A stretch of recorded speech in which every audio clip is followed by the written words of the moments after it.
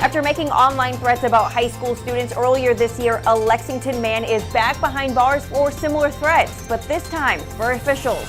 And we are expecting a chance for showers both Sunday and Monday. We've got your forecast coming up. We'll have the latest on the Orangeburg Bridge collapse, and we'll find out how it will affect your travel.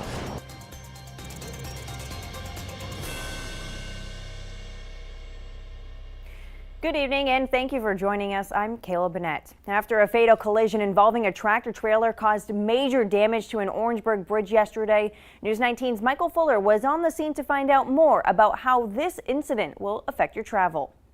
Kayla, I was on the scene tonight in Orangeburg, and let me tell you, if there were any second guesses on whether this bridge would stay or go, it was very clear that after tonight that the bridge is coming down.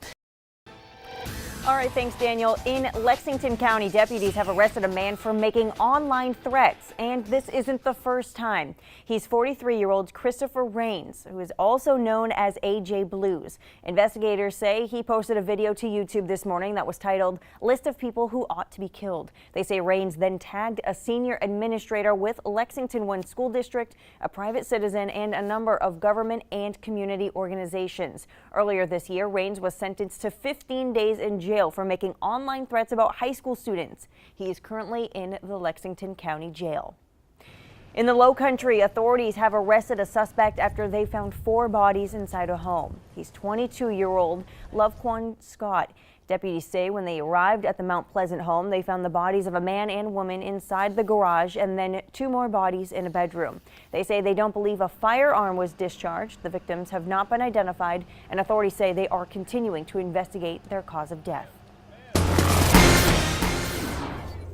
A nonprofit program designed to help traumatized war veterans is now in mourning. Investigators have not revealed what might have motivated the shooting in California, which ended with 4 people dead. The woman worked at the Pathway Home, a treatment center that helps veterans of Iraq and Afghanistan suffering from PTSD.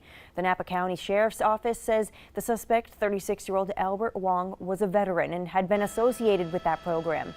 Investigators say Wong slipped into a party at the facility armed with an assault rifle and took 3 women hostage. The facility was on lockdown for nearly 8 hours before police found the bodies. The Pathway Home has remained opened while the board discusses how to move forward.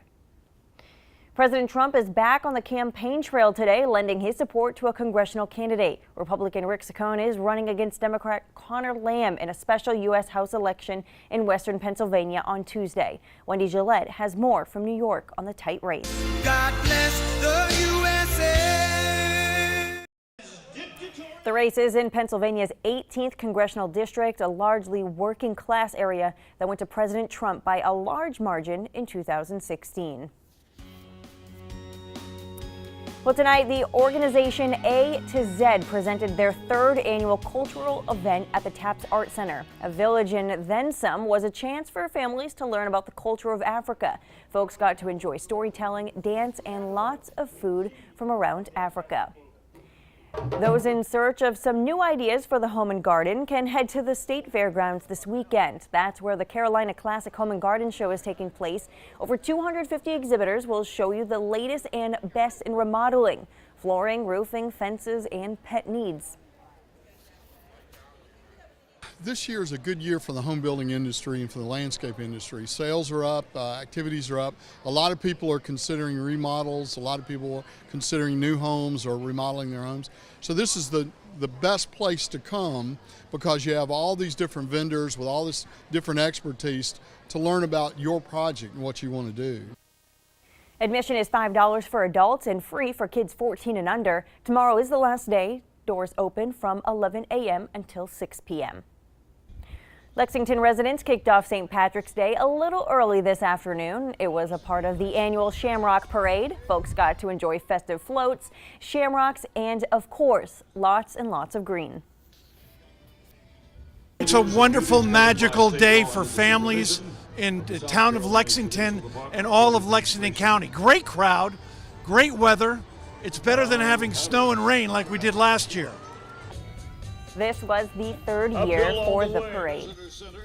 Well, still to come, hopefully you enjoyed today's warm and dry weather because tomorrow doesn't look so great. We'll check back in with meteorologist Daniel Bonds when we come back.